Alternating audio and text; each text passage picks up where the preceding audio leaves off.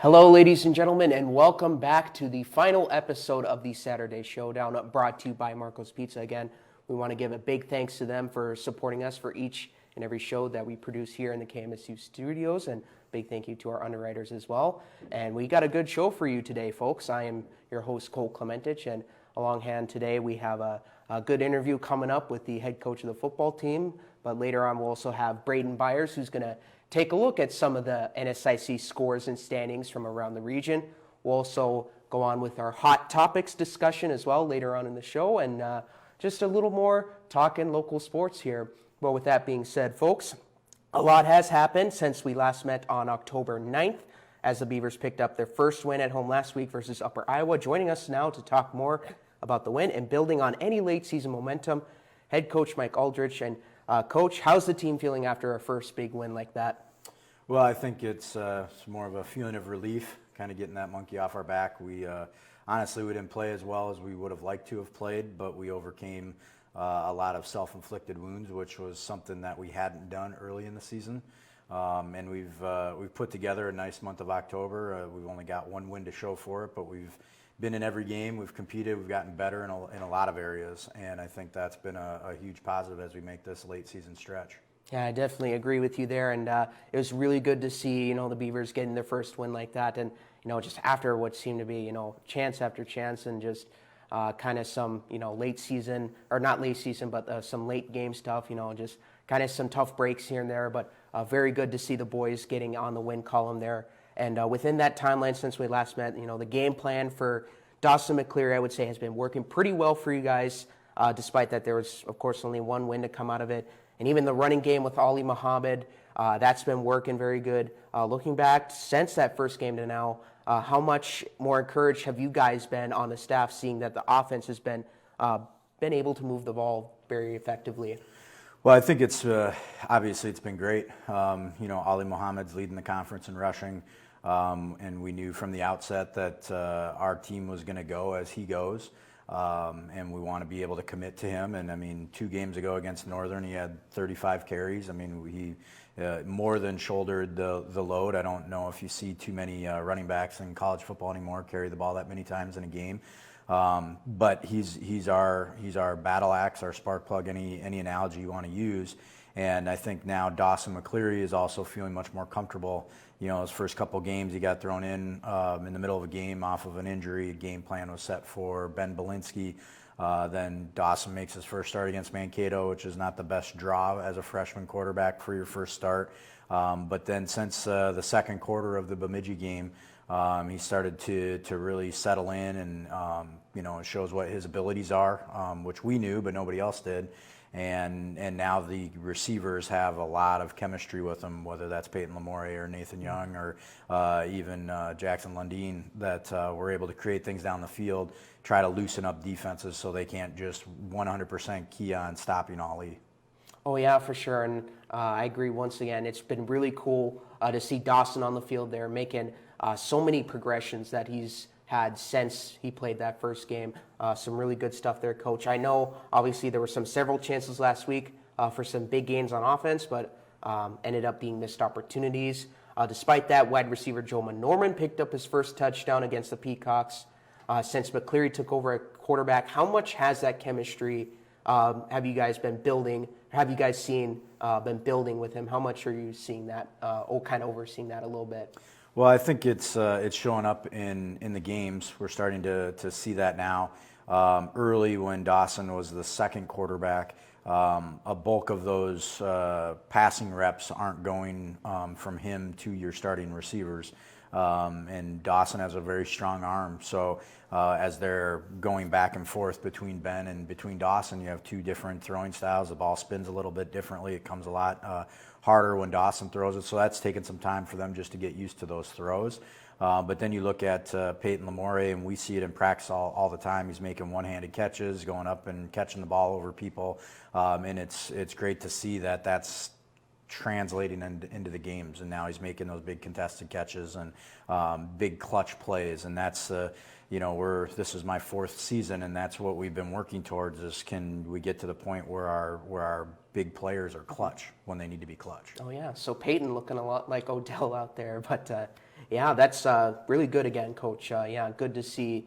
You always want to see your receivers having that chemistry with their quarterback. I know mine at High, they've been kind of struggling as of late to do that, but they've been building on it. Of course, obviously, a tough loss in the playoffs for them. But going to the run game here for a minute, Ollie actually had a few records, if I'm not mistaken, or at least tied a record in there after pretty much what was a rocky start, and of course, it wasn't just him. How good has it been to get him going, and how much more of a threat is he when he's on his game?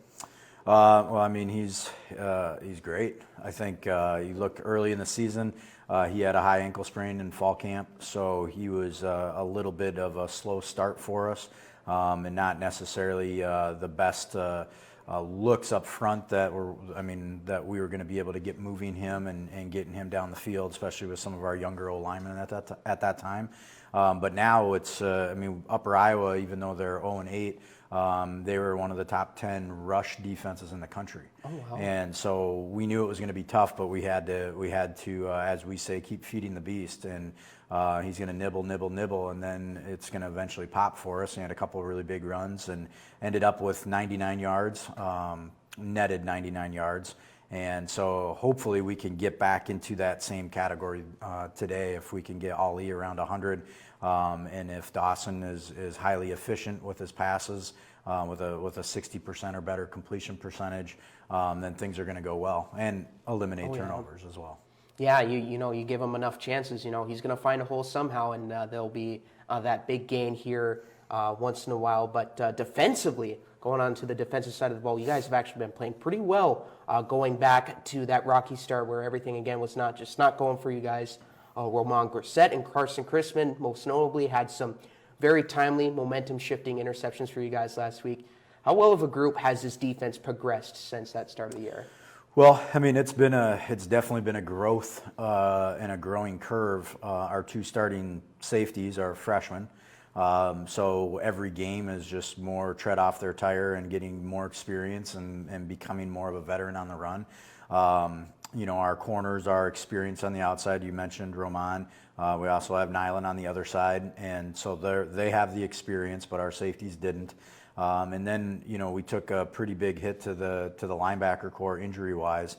So we've had to shuffle the deck a little bit, and that's caused us to then, again, more experience, more reps, just so things become more natural because they're not natural when you put guys in at linebacker that have never played linebacker. It takes some time for them to get comfortable and make those reads. I was actually going to segue into my next question here. You guys have had some more injuries coming up here as of late, as Jonathan Leon, who usually plays defensive line, is now covering for the team at inside linebacker. Tell us about how you guys have been finding ways to adjust to those injuries. Yeah, not just Jonathan, but Caleb Ness as well. They're both D linemen, and they're our starting Mike and Will linebackers, our two starting inside backers. So it's not an easy transition, but as far as schematically, it was our best transition because they understand what the defensive line's doing in front of them, what they see, where the fits should be. It's the coverage element. That's what's new, and that's what takes a little bit of time.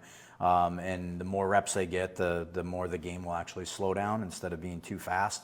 But they've been great players for us. They're giving us 100% effort. You're not going to get your prototypical Dick Buckiss back there because they haven't played that position long enough to be able to do that. But they play hard. They'll go and they'll thump you, and then it's just a matter of us putting them in the right position to be successful.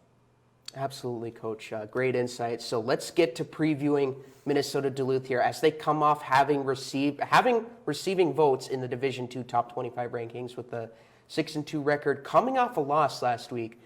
Give us a little scouting report on the Bulldogs as they've been kind of hanging around the top of the overall NSIC standings. Yeah, I mean they're a very good football team. Their defense is top 10 in the country overall.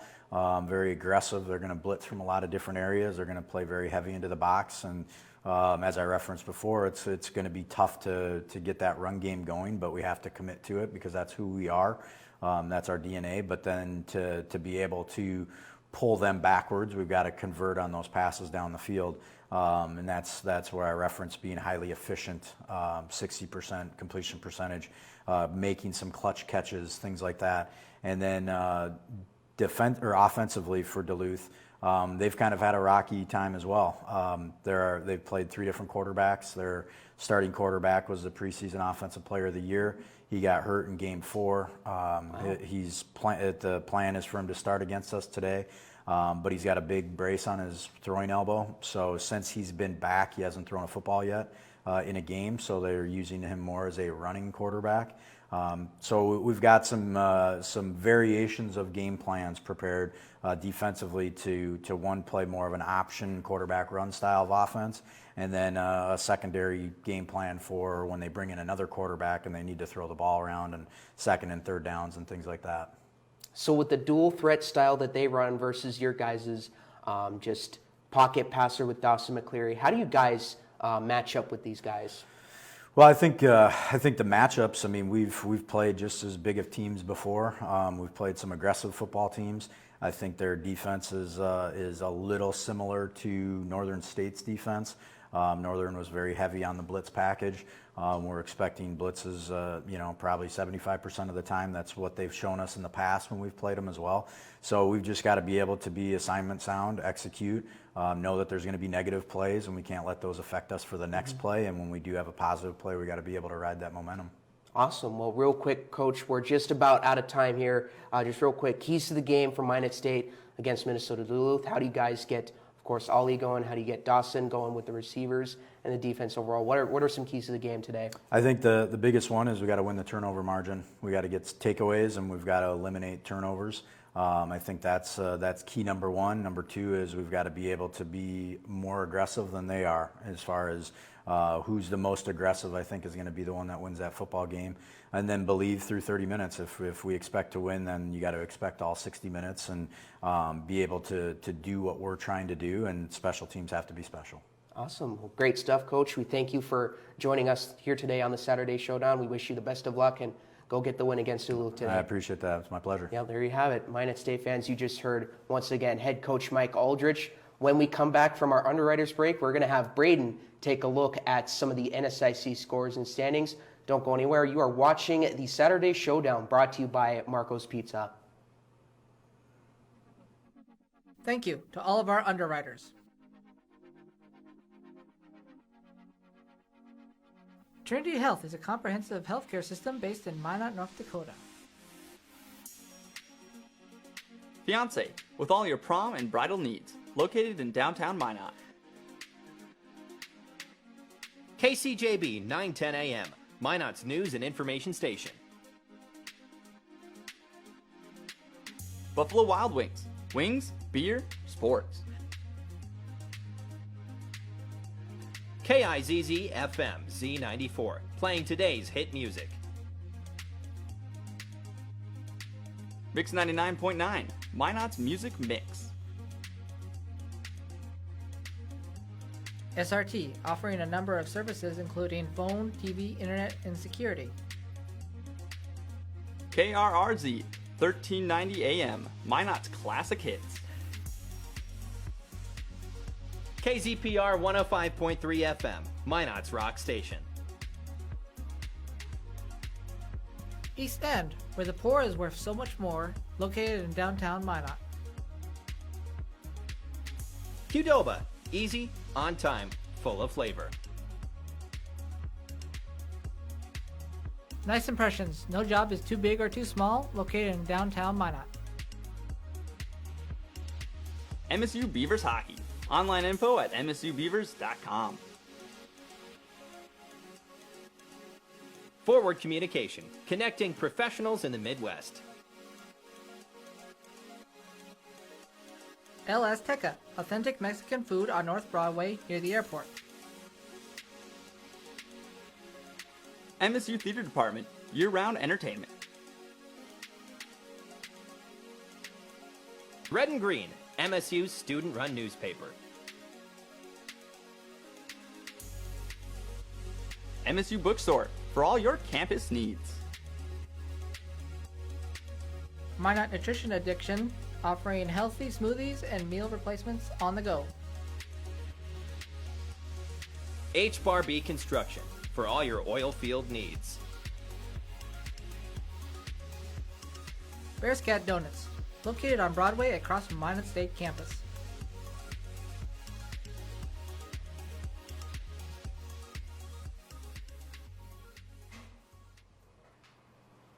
Hello and welcome back to the Saturday Showdown, once again brought to you by Marco's Pizza. We want to thank them and all the other underwriters for their support each and every day. As promised, we have for you some NSIC scores, news, and updates, as well as a look at some of the standings, as it has been a busy week here around the region. And Braden has more. Braden, what do you have for us this time around? Well, this time around, we have a look at some of the headlines that have broken in the past couple weeks and just a look at the standings in games. But starting off, we have a very busy week, as always. There's never a dull week in the NSIC. Let's turn our attention to the headlines leading up to today. On Monday, the 8th edition of the NSIC Players of the Week were released, highlighting the likes of receiver Malik Williams of Bemidji State, linebacker Nicholas Joint of Wayne State, and kick returner Carter Blackwell of Minnesota Moorhead.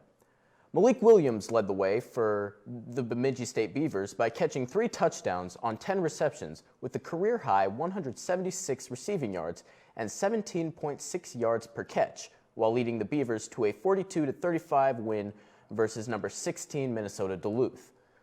On defense, Joint had 12 tackles and 1 interception as he and his crew held Southwest Minnesota State to 81 yards in the first half and 257 total, winning 38-16. On the special team side, Blackwell had a kickoff return to the house, first of his career, by the way, in a 35-31 win over Mary. Highlighting the MSU Beavers in their first win of the season over Upper Iowa was quarterback Dawson McCleary, passing for 292 yards, completing 19 of 31. Also mentioned was Carson Chrisman, who had his first career pick, and Dylan Fetter, who made his 4th field goal of his career. Also released on Monday was the first Super Region 4 rankings. Super Region 4 consists of the NSIC, the Rocky Mountain Athletic Conference, and the Lone Star Conference.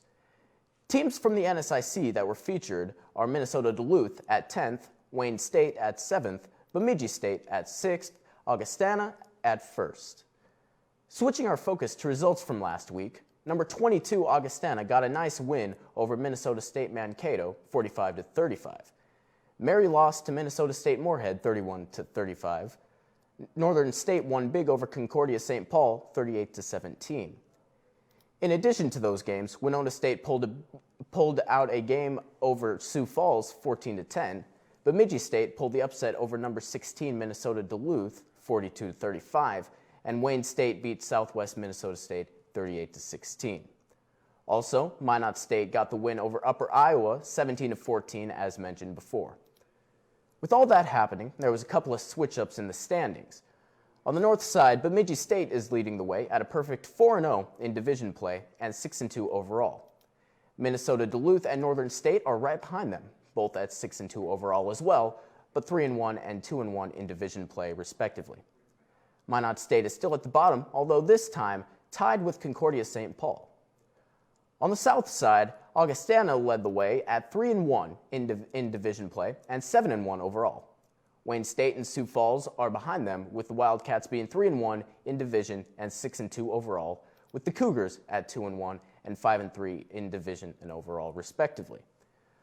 Looking forward to today, beginning at noon, we have Wayne State visiting Upper Iowa and Northern State heading up to Minnesota State Moorhead. At 1 is Winona State taking on Augustana, Southwest Minnesota State versus Bemidji State, Sioux Falls versus Minnesota State Mankato, and Minnesota Duluth versus Minot State. With the later game at 2, Concordia St. Paul takes on Mary. Cole, I'm looking forward to the last game to see if Concordia can get the first win in division play, currently being 0 and I do believe 5. Any you have your eye on? You know what? I'm going to have to agree with you on that one. Concordia St. Paul and Mary. That is actually Minot State's next game after the one today, going up against Minnesota Duluth. So, Mary, they've kind of had a high-flying offense out there, have been giving up a lot of points, a little kind of like Minot State respectively, but it'll be interesting to see how well they perform, and looking forward to that game in Bismarck when the time comes next week. But a lot of good games going on, Braden. Like you said, it's always a good day or a good week in the NSIC. Always lots of good football action going on there. But there you have it, fans. Braden Byers getting a look at some of the NSIC scores, news, and updates, as well as a look at the standings. When we come back, we will also have our Hot Topics segment. Don't go anywhere, folks. You are watching the Saturday Showdown, brought to you by Marco's Pizza. Stick with us.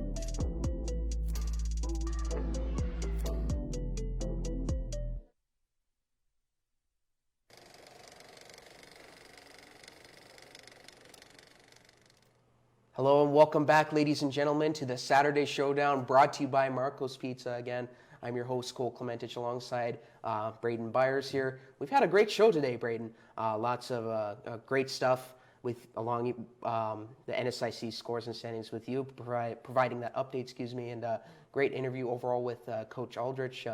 So we're now going to move on to our Hot Topics segment, and Braden, we can't mention it we can't go without mentioning this. There's been a lot of scouts visiting the Minot State Beavers, a lot of NFL scouts visiting the Minot State Beavers right now. We're not sure exactly what they're looking at currently, but how exciting is it, especially not just for the Beavers, but for the city of Minot to be getting some kind of recognition like this? Yeah, no, it is definitely exciting, just with a team like Minot State. When you think of them with their record, they probably aren't a team that you would think would get too much publicity, but having NFL scouts visit and them, of course, posting on social media, recognizing the teams that visit, it's definitely good for the team, but also great for the city, just knowing that some scouts are coming to take a look and maybe potentially even might catch a game or two in high school that might trickle down and somebody might have their eye on them going through college. Oh, yeah. And you also look at it, too, like even our team, the Denver Broncos, once again, here we go, mentioning the Broncos again. Obviously, those are me and Braden's teams, but we saw them last year drafting Quinn Miners. He comes from Division III Wisconsin Whitewater. So, honestly, if you have the work ethic, if you're that gifted, anything can pop for you, honestly. So, that who knows what will happen with Minot State here this spring. Hopefully, maybe fingers crossed, a big draft party goes on. But if the players, if they're committed, they got to get the recognition. Yeah, definitely. And Division II and Division III and even some smaller conferences like the NAIA have been getting a lot more publicity lately from bigger leagues like the CFL and the NFL. And I think that's great because obviously your goal if you play college ball is to go to the next level. But not everybody gets a chance. But if you have the work ethic, I do believe that it will go noticed. Absolutely. And we wish the best of luck to the Beavers. Also going up against Minnesota Duluth once again today. But moving on here to our next subject, Minot High football. I mentioned it with Coach Aldrich earlier. I didn't mention the score necessarily. 28-6 loss against the West Fargo Cheyenne Mustangs. Just kind of, what are your overall thoughts, Braden, on this Minot High Magician season going 2 wins throughout? Definitely, I do believe that they could have done better in some situations, but of course they may be in kind of a rebuilding mindset. Once you get into the mindset, I know this from playing sports in high school as well. Once you get into that mindset, it's kind of really hard to shake it throughout the rest of the season. So like if you get really demoralized in the beginning part of it and you lose a couple games, you just kind of start to just get that mentality of, yeah, well, we just aren't good enough to win. And so that definitely will get to you. But if the Magicians bounce back next year, I do believe they do have a shot to make it back into the playoffs. Oh, yeah, and they've also had some tough luck, too, with injuries, as Hunter Rosiska, their star running back, blew out his knee that first game. That was really tough to watch, but hopefully speedy recovery for him. We wish you all the best, Hunter. But final topic here, Bishop Ryan Lions in 11B state football playoffs. They're still going on. They host the Velva Garrison Aggies. Big one today, Braden. What are you expecting out of that? Oh, I'm expecting a huge defensive battle, probably. Both very good teams. Bishop Ryan, of course, going deep into the playoffs last year. But both of the teams being in the same region, it's going to be a nice shootout and just a lot of heart and emotion going into it, and that's what you want to see in a football game. Oh, yeah, very big game going on tonight at the Herb. It'll be a 7 o'clock kickoff. The Lions will be playing after the Beavers conclude with Minnesota Duluth. Anything else you'd like to say, Braden? No, I think we hit everything pretty on the head. Yep. Yeah, the pretty good stuff going on. Lots of action going around the Minot area. But folks, don't go anywhere. When we come back from another break, we'll be back to wrap up the show. So again, you're watching the Saturday Showdown, brought to you by Marco's Pizza.